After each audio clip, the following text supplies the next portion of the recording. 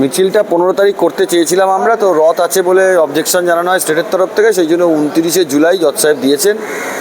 বৃহত্তর graduate teachers association তারা এই সংগ্রামী যৌথ মঞ্চের সাথে তারা বেশ কিছুদিন আন্দোলন করেছে, কিন্তু তাদের যেটা মেন দাবি সেটা হচ্ছিল তারা যে মাইনেটা পাচ্ছেন ডিএর পরেও, মাইনেটা যেটা পাচ্ছেন যেটা সেন্ট্রাল গভর্নমেন্টের যে স্কেল তার থেকে অনেক কম পাচ্ছেন। তাই জন্য তারা মিটিং মিছিল আন্দোলনের পথ বেছে নিয়েছেন।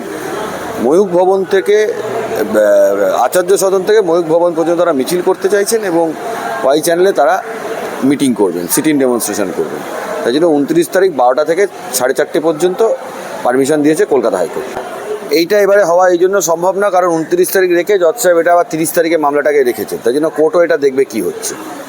যেটা দেখলাম ওনারা বলছে আমরা কতদিন বসে থাকবো, 2022 থেকে কিছু বলা হচ্ছে না। তাহলে কি রাজ্য সরকারের ব্যর্থতা? রাজ্য সরকার দেখুন কোনো কিছুই করতে চায় না। পশ্চিমবাংলায় যদি চাকরি পাবে সেটা টাকা দিয়ে চাকরি বিক্রি হয়, তাও বুঝলাম তৃণমূলের লোকজনকে চাকরি দিচ্ছে সেটাও না, পয়সা দিয়ে চাকরি বিক্রি হয়, পয়সা দিয়ে সব কিছু হয়। এখানে যার হাতে পয়সা আছে সে পাবে, যার হাতে পয়সা নেই সে পাবে না। এটা একটা ফ্যাশন এবং কালচারে পরিণত করে ফেলেছে রাজ্য সরকার। শিক্ষা মন্ত্রকই তো সব কিছুর জন্য দায়ী। শিক্ষা মন্ত্রকটাকে চালাচ্ছেই তো রাজ্য সরকার, এবং শিক্ষা মন্ত্রকের যারা মন্ত্রী রয়েছেন, যারা এই এখন পিসি ভাইপো যা বলে দেবে তাই চলছে, সব ডিপার্টমেন্টই তাই চলছে। কোনো ডিপার্টমেন্টে যে কিছু ভালো কিছু হচ্ছে বলে আমার অন্তত মনে হয়। এটা নিয়ে আন্দোলনের কথা তো অনেকে বলেছে এবং আগামী দিনে যাবে। হরিশ মুখার্জি রোডে যেটা হয়েছিল সেটা সংগ্রামী যৌথ মঞ্চ ছিল, তার মধ্যে বিজিটিএ থেকে আরম্ভ করে অনেক রকম অর্গানাইজেশনস ছিল।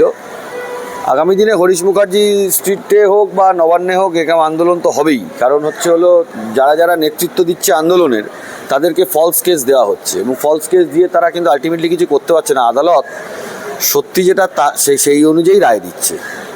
তাই জন্য আগামী দিন আরও বড় আন্দোলন হবে। এখন শুরু হলো, আবার দেখুন কি হয়।